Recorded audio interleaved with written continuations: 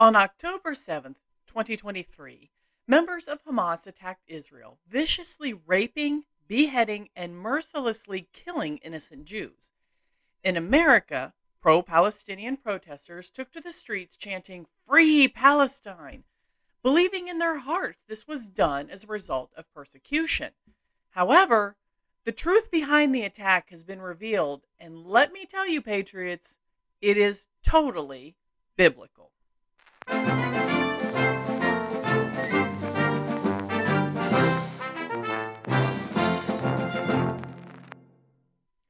Rosie the Riveter here, dropping more truth bombs to destroy fake news and propaganda. Don't forget to like and subscribe and hit that notification bell to get new videos when they are uploaded. Now, let's get into today's riveting topic. To understand October 7th, we have to go back to September 2022 when 5 red heifers were sent from Texas to Jerusalem. Exactly a year later, in September of 2023, Jerusalem's Temple Institute announced the birth of another red heifer, which quickly caught the attention of Hamas. About 2.5 weeks later, as Jews celebrated the final day of the Festival of Tabernacles, Hamas attacked. Woke, useful idiots in America immediately began protesting in the streets against colonialism in Palestine, which is their go-to cause of everything. But when you ask Hamas, they have a very different reason for their actions. As reported in Religion Unplugged, Hamas has repeatedly described its war on Israel not in secular Western categories, such as resistance to colonialism, but as an attempt to defend Al-Aqsa, which Muslim tradition holds was the site of the Prophet Muhammad's night journey. Hamas has labeled its October 7th assault on Israel the Al-Aqsa Wave, a term resonant not of Palestinian nationalism, but of rescuing an Islamic holy site from depredation and destruction by infidels. When specifically asked, the political leadership of Hamas admitted the trigger for the 7 October attack was Hamas's concern that far-right Jews intended to sacrifice an animal at the site of Al-Aqsa Mosque, thus laying the ground for the demolition of the Dome on the Rock shrine and the building of the Third Temple. Therefore, the driving force behind the Islamic extremists' attack on Israel is not Western world colonialism, as protesters insist. Nope, it's the fight that started when Ishmael mocked Isaac and was kicked out of the camp by Sarah. A fight that was rekindled when Muhammad proclaimed his ancestor Ishmael was Abraham's true chosen son, and therefore the rightful heir of the Holy Land and the Temple Mount. In short, Muslims are not protesting Israel's persecution of Gaza and the West Bank. They're protecting and defending the religious house of worship, the Al-Aqsa Mosque, and the Dome of the Rock shrine. So, in reality, and in their ignorance, the protesters are not supporting Palestinian liberty and freedom. They're actually advocating for a holy war. To understand that, we need to take a quick look at Judeo-Christian and Islamic history. When God instructed Abraham to sacrifice Isaac, they went to Mount Moriah. Check out my video on that event and its prophecies of Jesus in the link below. It's really fascinating. That land was eventually purchased by King David, and his son, King Solomon, built the first temple on it during the 10th century BC. So Mount Moriah became the Temple Mount. The Temple of Solomon was destroyed by Babylonian King Nebuchadnezzar in 586 BC. During the 6th century BC, the Jews rebuilt the temple on the same site, and it remained until the Romans destroyed it in 70 AD. Islam teaches that during Muhammad's life, over 500 years later, he was transported to the Temple Mount one night before being taken into heaven to meet with God. After his death in 632 AD, Islam experienced a significant expansion over the next 30 years as they attacked and conquered Christian and Jewish states, often destroying churches and synagogues as they went.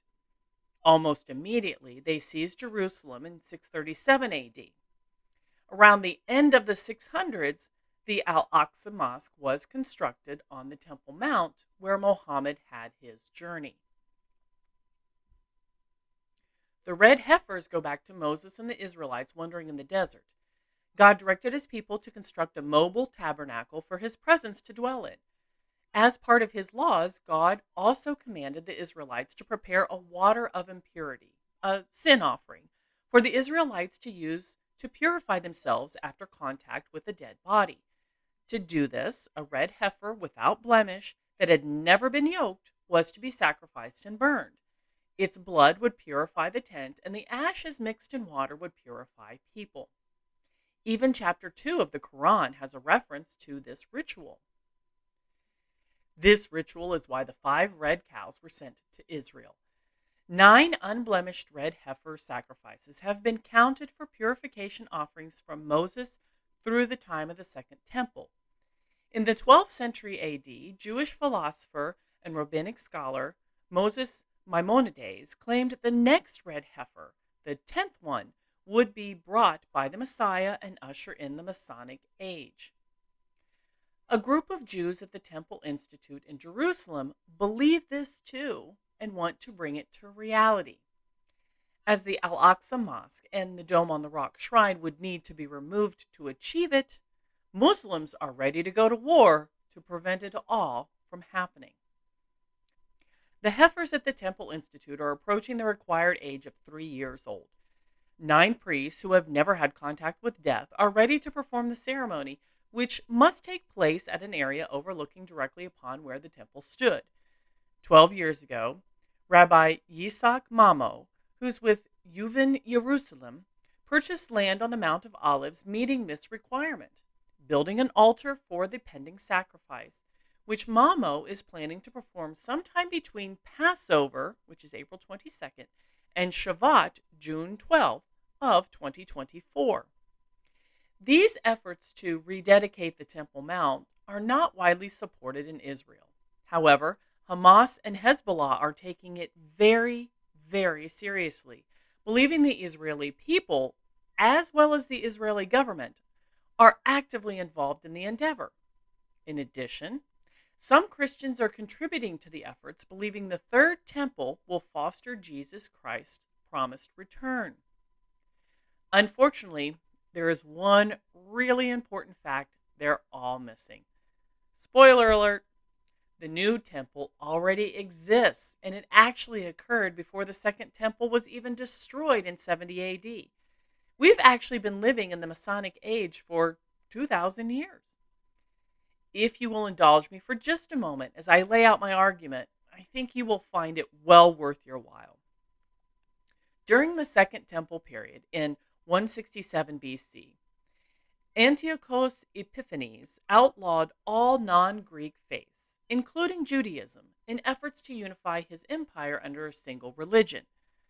On the 25th of Kislev in the Jewish calendar, Epiphanes desecrated the temple altar by sacrificing a pig to Zeus on it. A man named Judas Maccabeus stood up against Epiphanes and his men, winning a miraculous victory which allowed the Jews to retake the temple. On the 25th of Kislev, 164 BC, exactly 3 years after it was defiled, the Jews rededicated the temple following the Masonic law on purification involving the red heifer that I explained earlier. As part of the ceremony, the 7-branched temple candelabra, or menorah, was to be lit for the entire 8 days.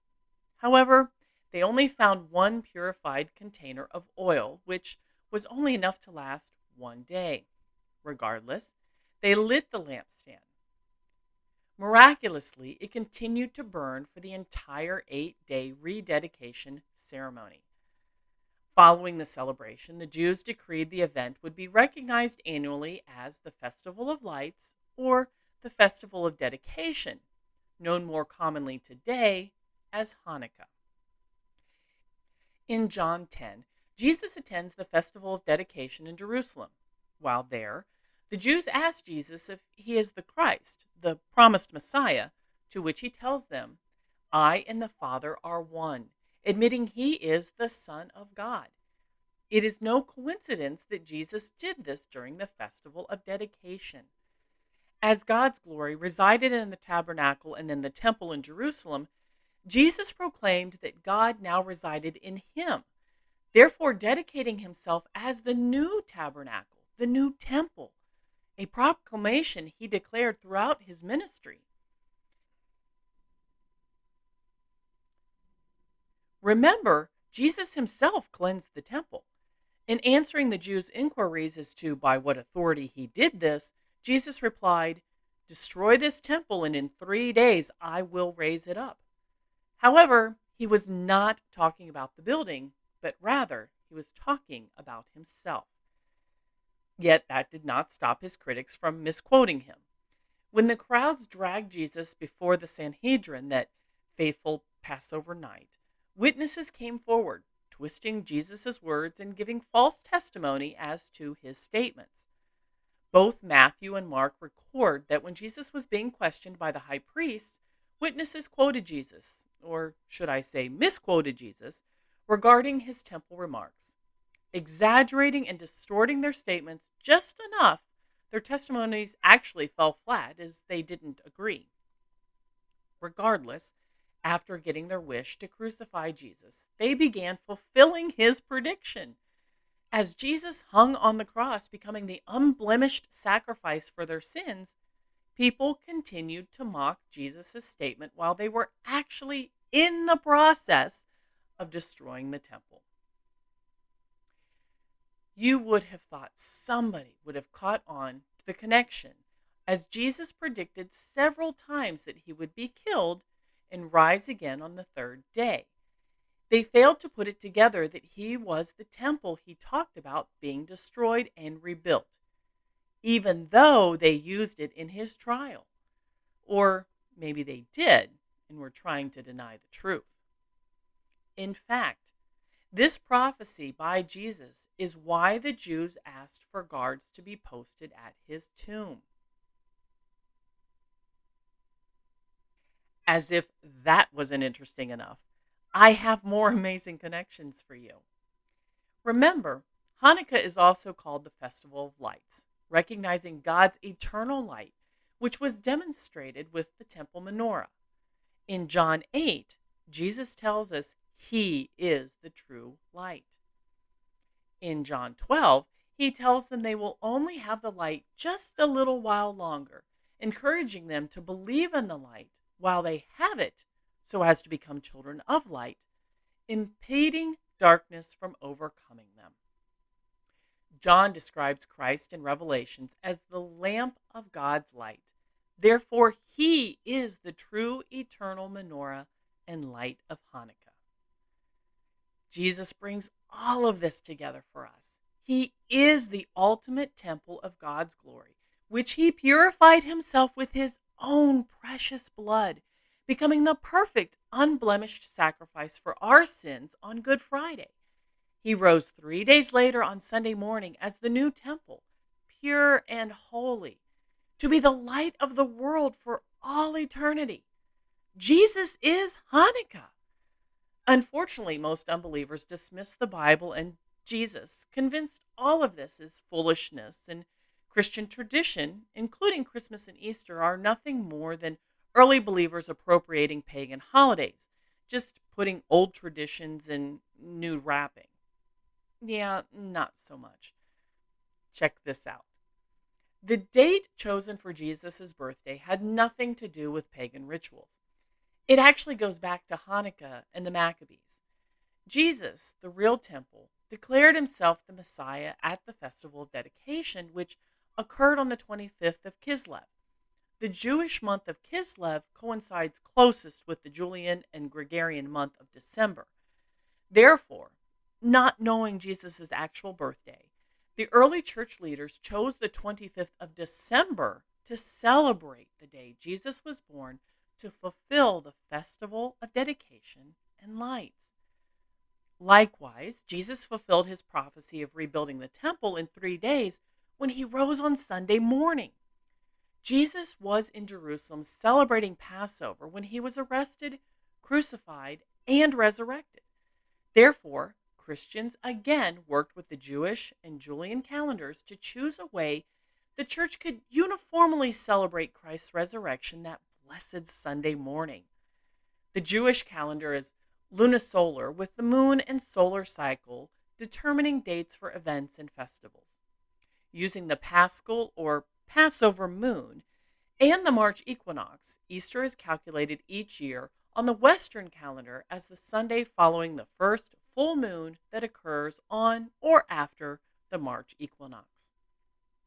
The good news is the third temple was built 2,000 years ago, and we have been living in the Masonic age ever since.